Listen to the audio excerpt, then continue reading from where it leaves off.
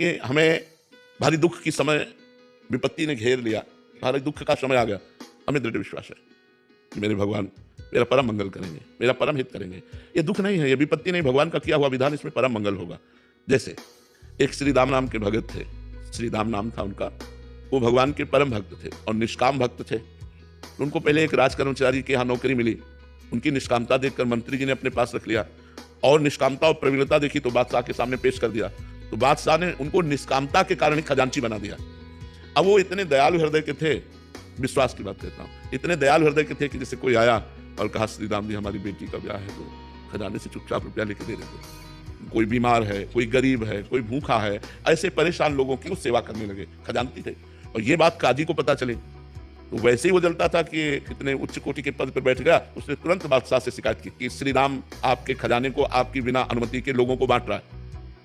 उनको बुलाया गया, तो अब झूठ तो बोलेंगे नहीं, तो उनका हुजूर हम किसी को दुखी नहीं देख सकते, इसलिए उनका अनुमति लेनी चाहिए। बात तो सही है, अनुमति लेनी चाहिए, तो आप अपराधी हो ना, अनुमति तो नहीं ली।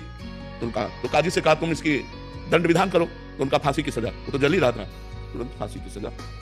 उनको विश्वास था भगवान परम मंगल भवन है, अमंगल होने ही नहीं दे सकते।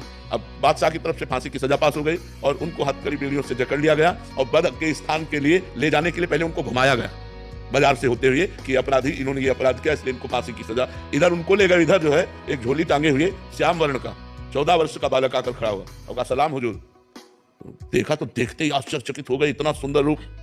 बोले कौन हो? तो बोले मैं श्री राम का नौकर हूँ। कैसे आए हो?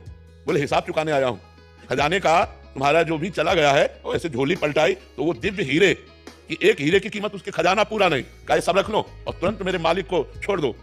उसके होश खराब हो गए, नौकर में इतनी सामर्थ। अब वो तुम्हारा नाम क्या है? उन्होंने कहा बिट्टू।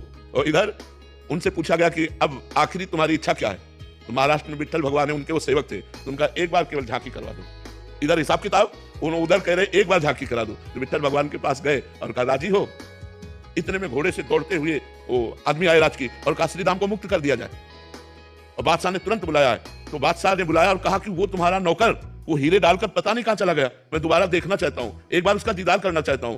तुम इतने धनी थे, हमें क्या पता कि हम तुम्हारे गुलाम बन सकते हैं, ऐसे हीरे तुम्हारे पास हैं, तुम्हारा नौकर लेकर के आया, तुम पहले क्यों नहीं बताया? तो उनका हुजूर हम आपके ही नौकर हैं, हमारा कोई नौकर नहीं है, आप विश्वास मान। बोले कैसे विश्वास मान? वो कह के गया। बोले क्या नाम बताया? बोले बिट्टू। अरे बोले महाराज वो हमारे विट्ठल भगवान है, वो हमारे इष्ट है, वो इसलिए तो वो रो पड़ा। उसने कहा एक बार दीदार करा दो। बोले हमारी सामर्थ्य नहीं, वो स्वतंत्र है, अगर वो चाहे तो दर्शन दे सकते। मैं विश्वास कि जो मैं धर्म का कार्य कर रहा हूं, भले फांसी मिली है लेकिन भगवान मेरी रक्षा करेगा। तो भगवान ने रक्षा की कि नहीं? हमारी अंतिम स्थिति तक विश्वास नहीं टूटना चाहिए।